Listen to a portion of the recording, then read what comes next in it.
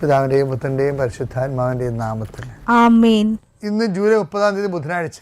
അമ്മേ പരിശുദ്ധമ്മേ, അമ്മേ പരിശുദ്ധമേ, ദൈവമാതാവേ, ദൈവമാതാവേ, കൃപാസനത്തിലൂടെ ഞങ്ങൾക്കും ഞങ്ങളുടെ ദേശത്തിനും അമ്മ മധ്യസ്ഥം തേടി തന്ന എല്ലാ അനുഗ്രഹങ്ങൾക്കും കൃപകൾക്കും ഞങ്ങളിപ്പോൾ ഹൃദയം നിറഞ്ഞ നന്ദി പറയുന്നു. അമ്മേ പരിശുദ്ധമ്മേ, അമ്മേ പരിശുദ്ധമേ, ദൈവമാതാവേ, 2004 ഡിസംബർ 7 ഉച്ചകഴിഞ്ഞ് 2:30 കൃപാസനത്തിൽ സംഭവിച്ച അമ്മയുടെ പ്രത്യക്ഷപ്പെടലിനെ കുറിച്ച് തിരുസഭയ്ക്ക് സമർപ്പിച്ചിരിക്കുന്ന പഠനരേഖകളുടെ മേൽ സഭാത്മകമായ പഠനം ആരംഭിക്കുവാൻ ഞങ്ങൾ പ്രാർത്ഥിക്കുന്നു.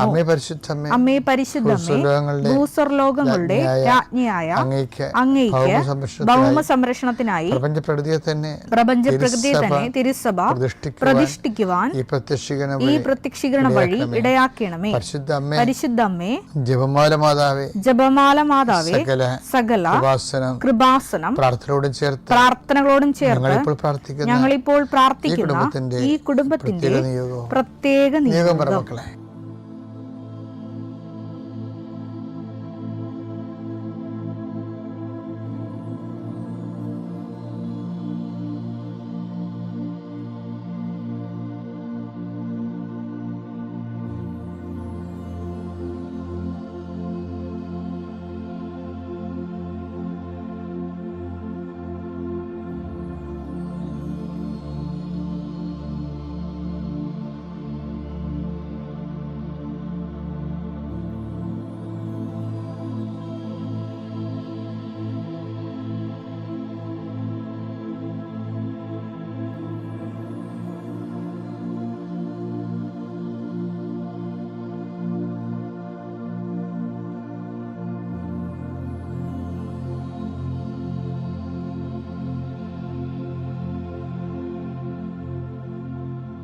അമ്മയുടെ പ്രത്യക്ഷീകരണത്തിന്റെ ഈ അനുഗ്രഹവേളയിൽ ഞങ്ങൾക്ക് സാധിച്ചു തരുവാൻ കനിയണമേ. വിശ്വാസ പ്രമാണം. സർവശക്തനായ പിതാവും ആകാശത്തിന്റെയും ഭൂമിയുടെയും സൃഷ്ടാവുമായ ദൈവത്തിൽ ഞാൻ വിശ്വസിക്കുന്നു. അവിടുത്തെ ഏകപുത്രനും ഞങ്ങളുടെ കർത്താവുമായ ഈശോമിശിഹായിലും ഞാൻ വിശ്വസിക്കുന്നു. ഈ പുത്രൻ പരിശുദ്ധാത്മാവിനാൽ ഗർഭസ്ഥനായി കന്യകാമറിയത്തിൽ നിന്ന് പിറന്ന് പൊന്തിയോസ് പീലാത്തോസിന്റെ കാലത്ത് പീഡകൾ സഹിച്ച് കുരിശിൽ തറയ്ക്കപ്പെട്ട് മരിച്ച് അടക്കപ്പെട്ട് പാതാളങ്ങളിൽ ഇറങ്ങി മരിച്ചവരുടെ ഇടയിൽ നിന്ന് 3-ാം നാൾ ഉയർത്ത് സ്വർഗത്തിലേക്ക് എഴുന്നള്ളി സർവശക്തിയുള്ള പിതാവായ ദൈവത്തിന്റെ വലതുഭാഗത്തിരിക്കുന്നു. അവിടെ നിന്ന് ജീവിക്കുന്നവരെയും മരിച്ചവരെയും വിധിക്കുവാൻ വരുമെന്നും ഞാൻ വിശ്വസിക്കുന്നു. പരിശുദ്ധാത്മാവിലും ഞാൻ വിശ്വസിക്കുന്നു. വിശുദ്ധ കത്തോലിക്കാ സഭയിലും പുണ്യവാന്മാരുടെ ഐക്യത്തിലും പാപങ്ങളുടെ മോചനത്തിലും ശരീരത്തിന്റെ ഉയർപ്പിലും നിത്യമായ ജീവിതത്തിലും ഞാൻ വിശ്വസിക്കുന്നു. ആമേൻ. സ്വർഗ്ഗസ്ഥനായ ഞങ്ങളുടെ പിതാവേ, അങ്ങയുടെ നാമം പൂജിതമാകണമേ. അങ്ങയുടെ രാജ്യം വരണമേ. അങ്ങയുടെ തിരുമനസ് സ്വർഗത്തിലെ പോലെ ഭൂമിയിലും ആകണമേ. അന്നു വേണ്ടുന്ന ആഹാരം ഇന്ന് ഞങ്ങൾക്ക് തരണമേ. ഞങ്ങളോട് തെറ്റ് ചെയ്യുന്നവരോട് ഞങ്ങൾ ക്ഷമിക്കുന്നത് പോലെ ഞങ്ങളുടെ തെറ്റുകൾ ഞങ്ങളോടും ക്ഷമിക്കണമേ. ഞങ്ങളെ പ്രലോഭനത്തിൽ ഉൾപ്പെടുത്തരുതേ, തിന്മയിൽ ഞങ്ങൾ രക്ഷിക്കണമേ. ആമേൻ. നന്മ നിറഞ്ഞ മറിയമേ, സ്വസ്തി. കർത്താവ് അങ്ങയുടെ കൂടെ സ്ത്രീകളിൽ അങ്ങ് അനുഗ്രഹിക്കപ്പെട്ടവളാകുന്നു. അങ്ങയുടെ ഉദരത്തിൻ ഫലമായി ഈശോ അനുഗ്രഹിക്കപ്പെട്ടവനാകുന്നു. പരിശുദ്ധ മറിയമേ, തമ്പുരാന്റെ അമ്മേ, പാപികളായ ഞങ്ങൾക്ക് വേണ്ടി ഇപ്പോഴും ഞങ്ങളുടെ മരണസമയത്തും തമ്പുരാനോട് അപേക്ഷിക്കണമേ. ആമേൻ. നമ്മുടെ രാവിലെയുള്ള പ്രാർത്ഥനയ്ക്ക് നമ്മുടെ ഓരോ ദിവസത്തും വേണ്ട ഡെയിലി ബ്രെഡാണല്ല ഇത്. അപ്പം നിങ്ങൾ ഇപ്പോൾ ഓരോരോ സ്ഥലങ്ങളിലേക്ക് പോകത്തില്ലേ, അപ്പോൾ അവിടെയുള്ള അപ്പോൾ ഓരോരോ വിഷയങ്ങളിൽ ഏർപ്പെട്ടില്ലേ. ഇപ്പോൾ ഉദാഹരണത്തിന് ഭവന നിർമ്മാണ തടസ്സമാണ്. അപ്പം നിങ്ങൾ അതിൻ്റെ സ്കെച്ചും പ്ലാനും രാവിലെ പ്രാർത്ഥനയ്ക്ക് കൊണ്ടുവരണം. അച്ഛൻ കുറിച്ചെടുക്കുമ്പോൾ തന്നെ ആദ്യം ഡോക്യുമെൻ്റ് പ്രാർത്ഥനയാണ്ട സമയമായിരിക്കും. നിങ്ങളുടെ സ്കെച്ച് പ്ലാനുകളും നിങ്ങളുടെ എല്ലാ രേഖകളും കർത്താവിൻ്റെ തിരുസന്നിധിയിൽ സമർപ്പിക്കുന്നു എന്ന് പറയും. അതുപോലെ നിങ്ങളുടെ യാത്ര, വിദേശ യാത്രയ്ക്കൊക്കെ പോകണവരില്ലേ, അവിടെ ടിക്കറ്റുകൾ എടുക്കണം. ടിക്കറ്റുകൾ, പാസ്പോർട്ട്, രാവിലെയുള്ള ഡെയിലി ബ്രെഡ് പ്രാർത്ഥനയുടെ സമയത്ത് അപ്പോൾ തന്നെ പരീക്ഷയ്ക്ക് പോകുന്നവർ അതിൻ്റെ ഹോൾ ടിക്കറ്റ് എടുക്കണം. ആശുപത്രിയിൽ പോകുന്നവർ അതിൻ്റെ ആശുപത്രിയുടെ ബുക്കില്ലേ, ആശുപത്രിയുടെ നിങ്ങളുടെ ഡയഗ്നോസിൻ്റെ പേപ്പറും മരുന്ന് എഴുതി പ്രിസ്ക്രിപ്ഷൻ പേപ്പർ ആ വിഷയങ്ങൾ രാവിലെ എടുക്കണം. ആ മേഖലകളിലെല്ലാം കർത്താവിനത് പരിശുദ്ധ അമ്മയുടെ മാധ്യസ്ഥത്തിൽ ഇത് ഉടമ്പടി പ്രാർത്ഥന തന്നെ മറ്റൊരു അതിൻ്റെ ഭാഗമായിട്ട് വരുന്നതാണ്. അവർക്ക് വീഞ്ഞില്ല എന്ന് അമ്മ പറയുന്നിടത്ത് വെച്ച് മനുഷ്യൻ്റെ ഭൗതിക ആവശ്യങ്ങളുടെ മേൽ ദൈവത്തിൻ്റെ ശ്രദ്ധ ക്ഷണിച്ചുകൊണ്ട് കർത്താവിൻ്റെ അതിൻ്റെ അകത്ത് ഉൾപ്പെടുത്തി ആ വിഷയം നമ്മളെപ്പോലെ ദൈവത്തിൻ്റെ ആക്കിയെടുക്കുന്ന ഒരു സമർപ്പണ പ്രാർത്ഥനയാണ് രാവിലെ ഈ രേഖാപ്രാർത്ഥനയൊക്കെ ഉള്ളത്, ആ വിഷയം. പിന്നെ അതുപോലെ തന്നെ അച്ഛൻ പറഞ്ഞായിരുന്നു, നിങ്ങൾ ഇപ്പോൾ ഒരു പശുത്തൊഴുത്ത് കെട്ടാൻ പോയണമെന്ന് വിചാരിച്ചു. അപ്പോൾ ആ പ്രാർത്ഥന നിങ്ങൾ കൂരേണ്ടത് ആ സ്ഥാനത്ത് പോയി നിന്നാണ് കൂരേണ്ടത്. അടുക്കള കെട്ടുന്നവരും എക്സ്ട്രഷ എടുക്കുന്നവരും കാർ ഷെഡ് ചെയ്യുന്നവരും ഒക്കെ ഈ പ്രാർത്ഥന അവരുടെ ആ ഉദ്യമമില്ല. ഇപ്പോൾ ഈ നിലവിലിരിക്കുന്ന ഉദ്യമം എന്താണ്? ചിലപ്പോൾ ഒരു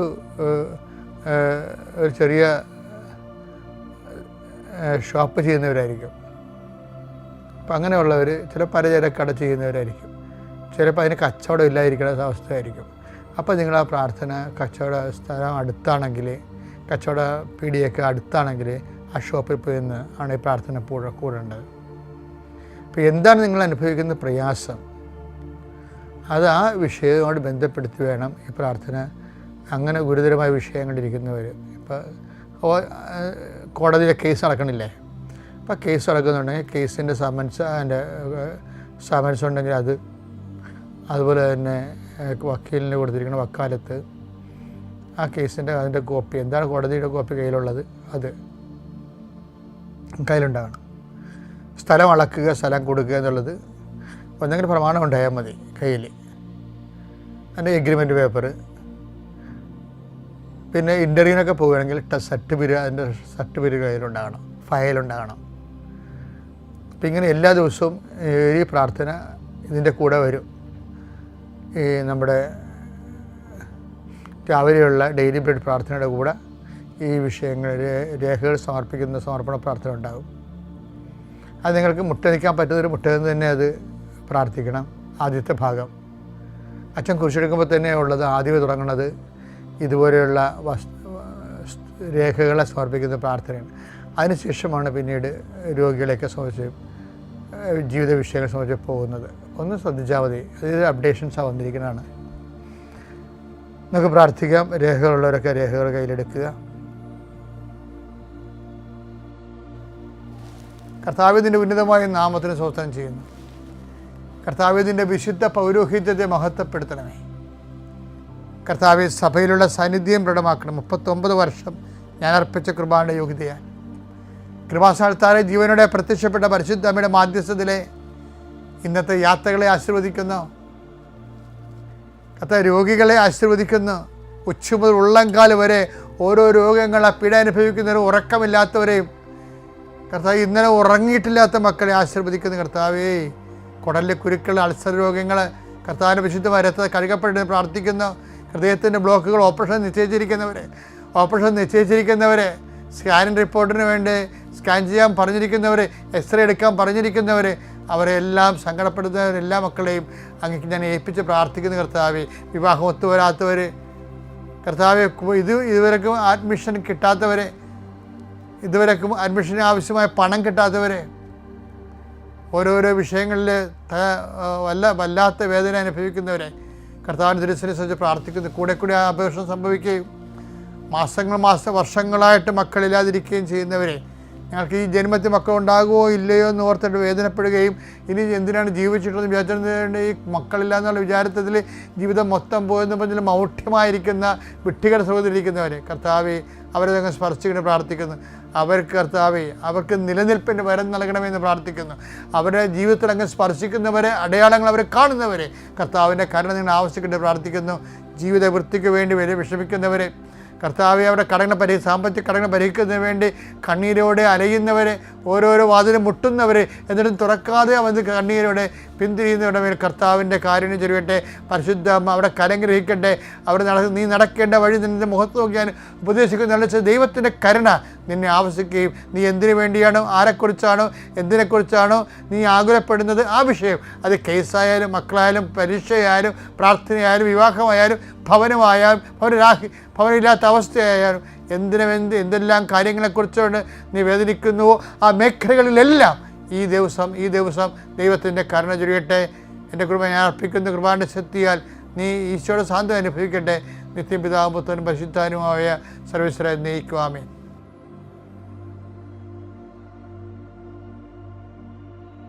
പ്രഭു അങ്ങ് വയലിൽ നല്ല വിത്തലെ വിതച്ചത്, പിന്നെ കളകൾ എങ്ങനെ ഉണ്ടായി? മത്തായിയുടെ സുവിശേഷം 13-ാം അധ്യായം 27-ാം വാക്യം. വേലക്കാർ ചെന്ന് വീട്ടുടമസ്ഥനോട് ചോദിച്ചു, യജമാനനെ, നീ വയലിൽ നല്ല വിത്തല്ലേ വിതച്ചത്? പിന്നെ കളകൾ ഉണ്ടായത് എവിടെ നിന്ന്? ചില കാലങ്ങളിലൊക്കെ ദൈവസ്ഥമായ സ്ഥലങ്ങളെ, സ്വർഗസ്ഥമായ സ്ഥലങ്ങളെയും മനുഷ്യൻ്റെ ഇറ്റേണൽ ഹോം, നിത്യഭവനം എന്നാണ് വിളിക്കുന്നത്. അപ്പം നിത്യഭവനത്തിലെ വീട്ടുടമസ്ഥനോടാണ് ചോദിക്കുന്നത്, നല്ല വിത്താണല്ലോ വിതച്ചത്, ഇപ്പം കളകളെങ്ങനെ ഉണ്ടായെന്ന് പറയും. വീട്ടുടമസ്ഥന് വ്യക്തതയുണ്ട്. ഇങ്ങനെ കൈമലർത്തുകയല്ല, അയ്യോ അത് എനിക്കറിയത്തില്ല, നിങ്ങൾ വേറെ ആരോടെങ്കിലും ചോദിക്കുക എന്നല്ല പറയണത്. അത് ശത്രു ചെയ്ത പണിയാണെന്ന്. അപ്പം ശത്രു എപ്പോഴും പണി ചെയ്യുന്ന ആളാണ്. മനുഷ്യരുടെ ഹൃദയത്തിൽ നിന്ന് ഏതെങ്കിലും ഉടായ്പ് കാര്യം പറഞ്ഞ് വിശ്വാസം എടുത്തു കളയാൻ നോക്കും. കളകൾ അതിൻ്റെ കൂടെ തന്നെ വിതക്കാൻ നോക്കും. സമൂഹത്തിൽ തന്നെ വിശ്വാസികളും അവിശ്വാസികളും കാണുമല്ലേ? വിശ്വസിക്കുന്നതിൻ്റെ ഉള്ളിൽ തന്നെ ഇടയ്ക്കിടയ്ക്ക് അവിശ്വാസം ഉണ്ടാകുകയും ചെയ്യും. ഇപ്പം കർത്താവ് പറഞ്ഞ കാര്യമല്ലേ, കളകൾ എങ്ങനെ ഉണ്ടായി?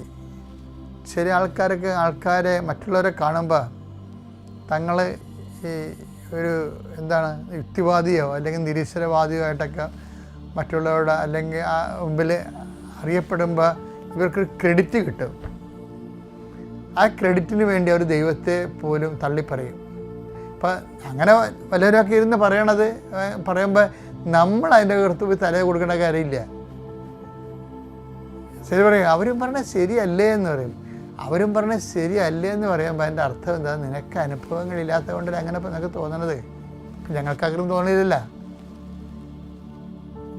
തോന്നലില്ല. അപ്പം എന്നെപ്പോൾ തോന്നാത്ത ലക്ഷക്കണക്കിന് മനുഷ്യർ ഈ ഭൂമിയിലില്ലേ? അവർക്ക് എന്തുകൊണ്ടാണ് തോന്നാത്തത്? അവർക്ക് ലഭ്യമായ സാഹചര്യങ്ങളിൽ അവർ ദൈവത്തെ അന്വേഷിക്കുകയും പ്രാർത്ഥിക്കുകയും ആശ്രയിക്കുകയും ഒക്കെ ചെയ്യുമ്പോൾ അവർക്ക് അനുഭവങ്ങളുണ്ടാവും. മറ്റു ചിലർക്ക് അനുഭവങ്ങളില്ല.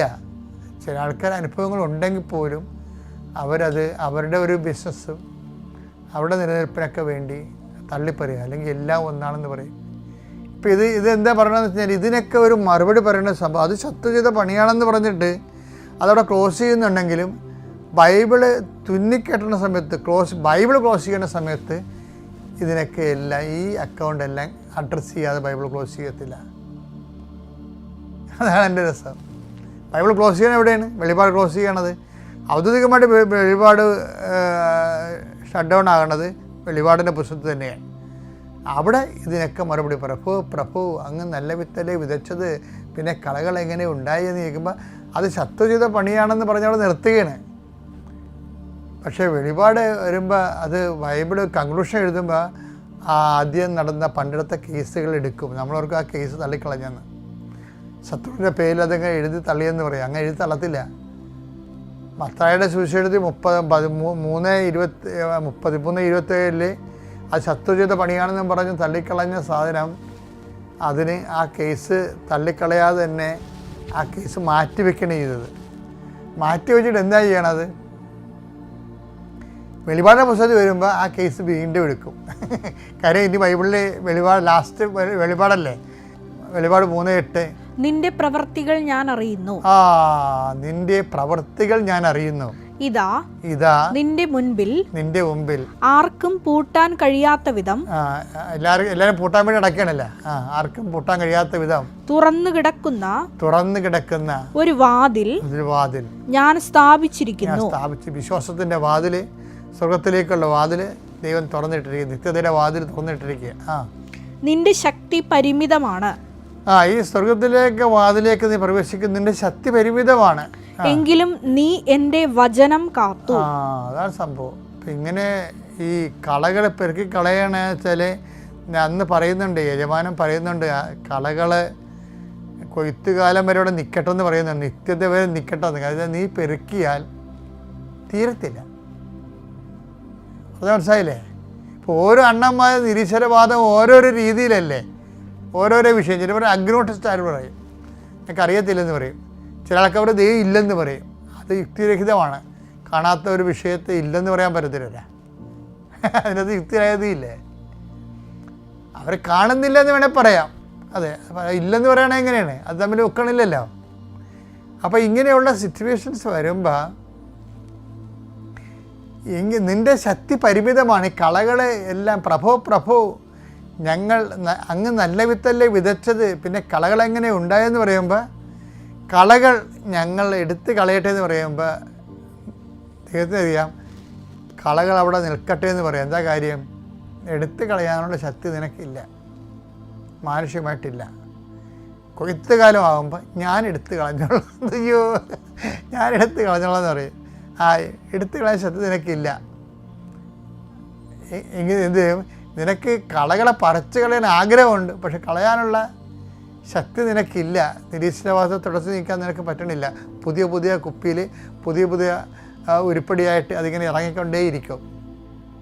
ഇപ്പം സയൻറ്റിസം എന്നും പറഞ്ഞ ഒരാൾ, ഫെയ്ത്തിസം എന്നും പറഞ്ഞ സംഭവം, ഇങ്ങനെ ഓരോ കാലഘട്ടങ്ങളിൽ ഓരോ സംഭവങ്ങൾ ഇറങ്ങിക്കൊണ്ടിരിക്കും. കാലത്തെ അവസാനം വരെ മനുഷ്യൻ ബുദ്ധിയോടത്തോളം കാലം അങ്ങനെ വന്നുകൊണ്ടിരിക്കും.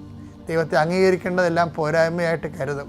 അത് കുറച്ച് കഴിവ് ദൈവം കൊടുത്തിട്ട് ഇത്തിരി കൂടുതൽ കഴിവ് കൊടുത്തവരാണ് ദൈവത്തെ പലപ്പോഴും നിഷേധിക്കുന്നത് നമ്മൾ കാണുന്നത്. അപ്പം അതുകൊണ്ട് അതാണ്. എങ്കിലും അവിടെ 3:8 വായിച്ചേ, എങ്കിലും നീ എൻ്റെ വചനം കാത്തു. അതാണ്. എങ്കിലും ഇതാണ് നിന്റെ ശക്തി പരിമിതമാണെങ്കിലും നീ എന്ത് ചെയ്ത്?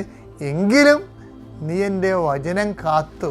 എൻ്റെ നാമം നിഷേധിച്ചതുമില്ല. എൻ്റെ നാമം ആരുടെ മേലും നീ അത് അവിടെ കൂടെ നീ പോയില്ല, നീ ചേർത്ത് നിന്നു. അതാണ് വിഷയം.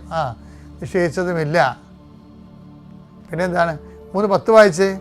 സകല ഭൂവാസികളെയും പരിശോധിക്കാനായി, സകല ഭൂവാസികളെയും പരിശോധിക്കാനായി ലോകത്തിൽ ഉണ്ടാകാനിരിക്കുന്ന, അതാകണ്ട, അത് കളകൾ പറിക്കാൻ പോകണ്ടില്ലേ, കളകൾ പറിക്കണുണ്ടല്ലേ, കൊയ്ത്തുകാലം വരെ നിൽക്കട്ടെ എന്ന് പറഞ്ഞില്ലേ, സകല ഭൂവാസികളെയും പരിശോധിക്കാനായി ലോകത്തിൽ ഉണ്ടാകാനിരിക്കുന്ന പരീക്ഷണങ്ങളുടെ സമയത്ത് ഞാൻ നിന്നെ സംരക്ഷിക്കുകയും ചെയ്യും.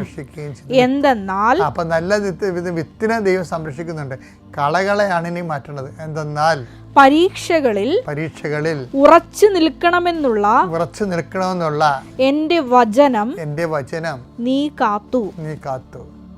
ഇനി കിരീടത്തെ കുറിച്ച് പറയുന്നുണ്ട്. ആ വചനത്തിന്റെ കിരീടമില്ലേ, 3:11, ഞാൻ വേഗം വരുന്നു, നിന്റെ കിരീടം ആരും കവർന്നെടുക്കാതിരിക്കാൻ നിനക്കുള്ളത് കാത്തു സൂക്ഷിക്കുക.